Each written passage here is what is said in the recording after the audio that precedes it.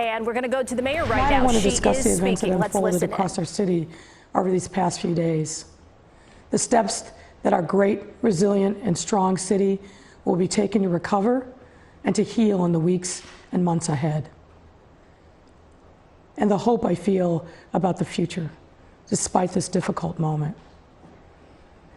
Over the last few days, like many of you, I've experienced a series of difficult emotions: anger, frustration, despair, intense physical and emotional fatigue, and yes, also hope. Let me first address the heartbreak that many of us are experiencing. I've watched all of the video coverage of George Floyd's encounter with the 4 shameful Minneapolis police officers who took his life. I say all 4, and not just the one who had his knee on his neck.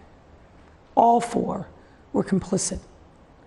None followed their training, none intervened, and all felt entitled to abuse the privilege and honor of their badge, to rob Mr. Floyd of his humanity, his future, and his life. None shied away from the brazenness of their conduct, even as Mr. Floyd cried out for his life. Thank goodness for the bystanders who stopped, trained their cameras on this obvious injustice, and preserved that moment for the rest of us to bear witness. The collective trauma and outrage arising from George Floyd's murder have reverberated in our city and across our country. For Black Americans, our history is paved with the racism and violence of the original sin of slavery. The open wounds from the slave master's whips, the rope marks from the lynching tree, blood spilled by the billy club, the dogs, and the fire hoses. To all of that, we must now add a knee to the neck, to the list of violence intended to break us. Here in Chicago, the murder of George Floyd evoked a long history of violence against African Americans in this country. More specifically, here in Chicago, it is indeed about Laquan McDonald and Quintonia LaGreer and Rekia Boyd and John Burge. And if we're honest, it goes back to at least as far as the Red Summer in 1919 and many other events before and since. It's about a fear that I must confess I still feel when I think about how the world will see my young Black daughter. It is for that very reason that I stand with those who are sick and tired of a lack of fundamental change. Change that results in the respect, dignity, and freedom that Black people deserve and demand in this country. To the thousands of people here in Chicago and across the country who engaged in peaceful, nonviolent protests for change, I stand with you. To those who have come out to express our shared righteous indignation in ways that give honor to Mr. Floyd and are consistent with the life and legacy of Mahatma Gandhi, the Reverend Dr. Martin Luther King, and so many others who believe in the power of nonviolent social change, I stand with you. However, I must draw a sharp line between the righteous and the wrong, between the hopeful and the cynical. We cannot conflate legitimate First Amendment expression with criminal conduct. Those acts are separate and distinct. We support and uplift what's right, and we must strongly condemn what's wrong. I will never stand for letting our pain spill over into violence and destruction against our communities. I will never stand for stealing the dreams and livelihoods of our neighbors. I will never stand for abandoning our values and our love of this city. My heart is truly broken over what has happened here in the city that I love. I have seen firsthand the piles of shattered glass and empty shelves. I do not mourn for that glass or for those shelves. I mourn for the son in Hyde Park who's piecing back together the 50-year-old store that his parents built in the face of racism from Jim Crow. I mourn for the daughter whose father dreamed of a family-owned shoe store that has supported his family for the past 50 years turn into a nightmare overnight. And I mourn for our young people who are clearly hurting, who don't see a future, for whom the light of hope in their eyes is dimming and in danger of being extinguished forever. My resolve is certain and clear. We will not leave our neighbors behind. As a city, I charge us to stop at nothing to ensure that the businesses we have lost come back to serve and support your neighbors, that the dreams of our young people are not lost, and that our path toward a more fair and just world remains within our reach. But I don't forget about the other part of my heart that is broken. It is broken over a different form of violence, a form that is always with us, a form that produces the despair and destruction and desperation that boils up in moments like these. It's what Bobby Kennedy called, quote, another kind of violence, slower but just as deadly, destructive as a shot or the bomb in the night, the violence of institutions, indifference and inaction, and slow decay. This is the violence that afflicts the poor, that poisons relations between men because their skin is different colors. This is the slow destruction of a child by hunger and schools without books and homes without heat in the winter. We see it throughout our city and manifests as a life expectancy gap that is exposed within a 15-minute drive between adjoining neighborhoods. As a city where 44% of all households don't earn enough to cover essentials like housing, childcare, food, transportation, and healthcare. We must recognize that this has deep roots in our history. These are the byproducts of a system of violence buried deep in our institution that must be rooted out. It calls us to look deep into our organizations, our decisions, and our hearts to reconcile and account for the sins and harms of those before us. Because if we do not, we bear the weight, we feel the pain, and we will continue to live with the destruction. I love this city deeply. It has been over 30 years since I first began my life here. This is a place that made me the woman I wanted to be, just as it has for millions of others today and throughout our history. I am a Chicagoan, and so are you. And as a Chicagoan, I'm a fighter. I don't back down from a challenge, and I protect what I love. Folks, this is our challenge. We know what we must do. We have always known. Full justice, true justice, equity and inclusion amongst all human beings is the only solution. And I am hopeful because what I also have seen from many of our fellow Chicagoans over the past few days through their resilience, hope in moments of despair, and dedication and commitment to our city. And here I must thank thousands of our own city workers, including police and fire, transit, sanitation, and so many others, along with millions of others who have fought to keep us afloat during these trying times. There is no shortcut to get to our better place. It is not one thing, it is not one program, it is not one event, it is not one person. It is everything, and it will require all of us. The opposite of violence is not security. The opposite of violence is justice. Justice is not something we can only look to find in law enforcement or in courts. Justice makes a demand of all of us, every part of our city.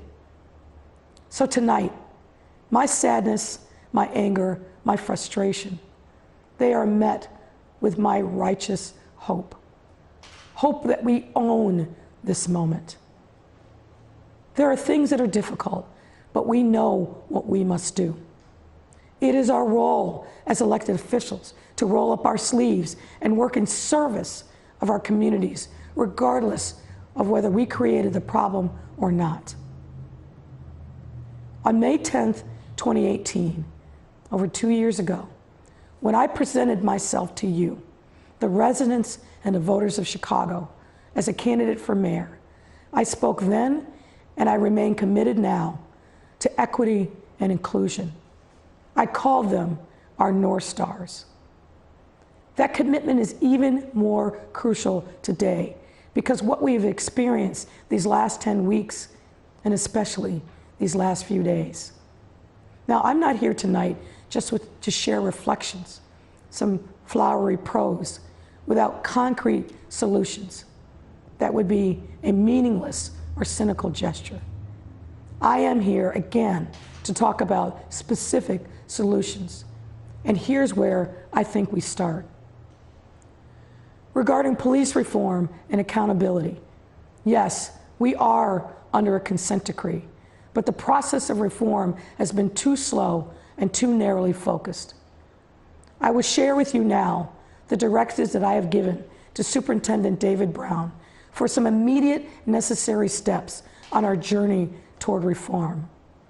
It means implementing the police accountability reform measures that we laid out when I led the Police Accountability Task Force, ones that build bridges between police and community.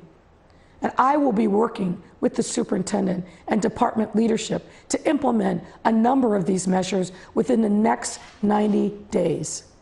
One's critical to helping resolve our crisis of faith between the communities and the police. These include better and different training for police officers, which brings the community into the academy as teachers. This means training for district law enforcement on the history of neighborhoods, taught from the perspective of community members. Expanding on programs like M3, My Block, My Hood, My City, that provide youth-led tours of neighborhoods so that officers understand the history of the people they are required and sworn to serve and protect. Implementing a real officer wellness program and completing the officer support system, early intervention pilot that provides support for officers in crisis, improving peer support, and providing counselors to those in need, and holding people accountable. Because we all know that hurt people hurt people. Our officers must have better tools to manage the trauma and stress they see every day. This means mandating crisis intervention and procedural justice training for all officers, providing real tools for officers and community members to de-escalate challenging situations, establishing a new recruit program on police-community relations and community policing with views from the community about what works. 90 days. Let's get it done. And the superintendent and department will be totally transparent in these efforts. This is just a start, not the end of our journey for police reform and accountability. Now, on top of these crucial reform measures, we need additional concrete solutions to help our neighbors and businesses recover. That means a fund for small businesses that have been hit recently, but have always been neglected. So we will continue working to support a $10 million grant fund for these businesses. We will immediately set up this new fund for businesses that have been hit hard but have been neglected. We will start with $10 million in city funds and invite others from the private sector and philanthropy to join us in this work. The funds will be provided citywide with an equity weighting that focuses on the south and the west sides and businesses that have been most affected over the last few days.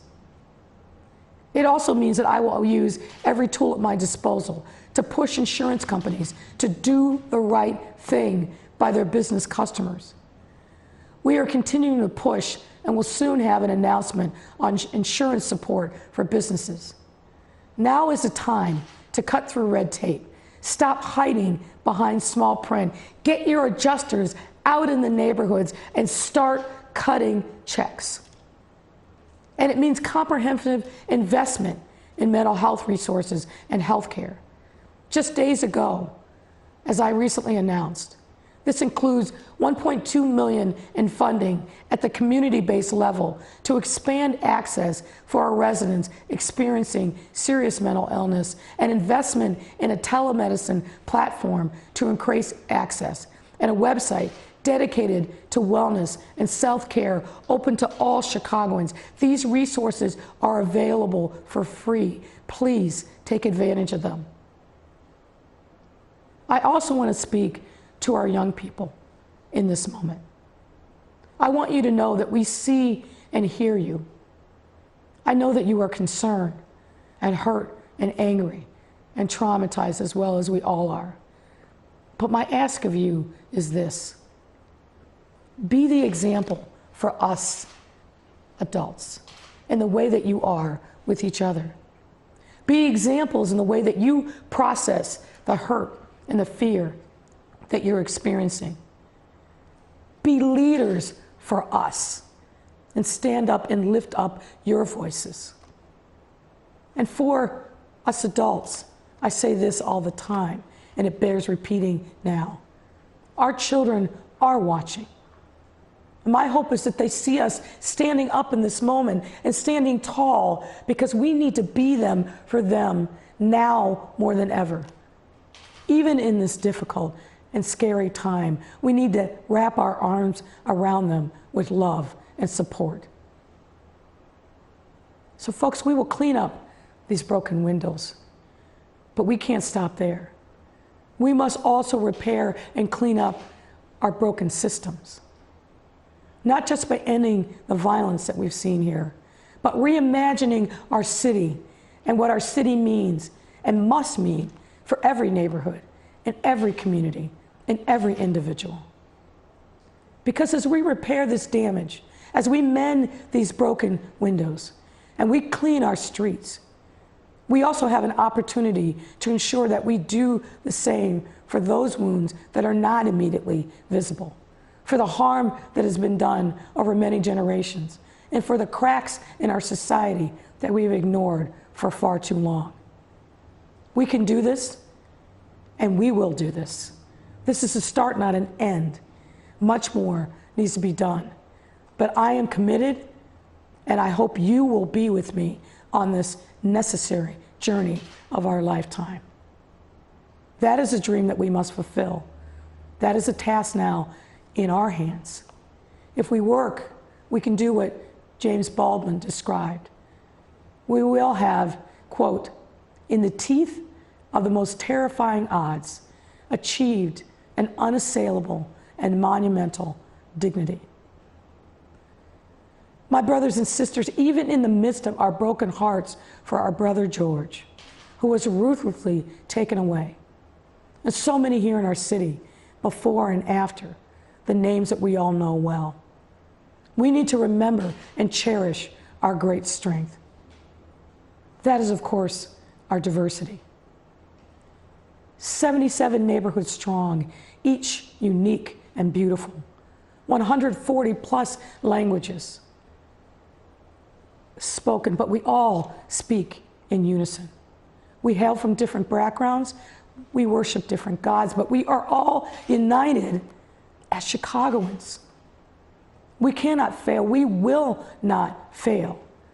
We will not be distracted by those who are not pure of heart and mind.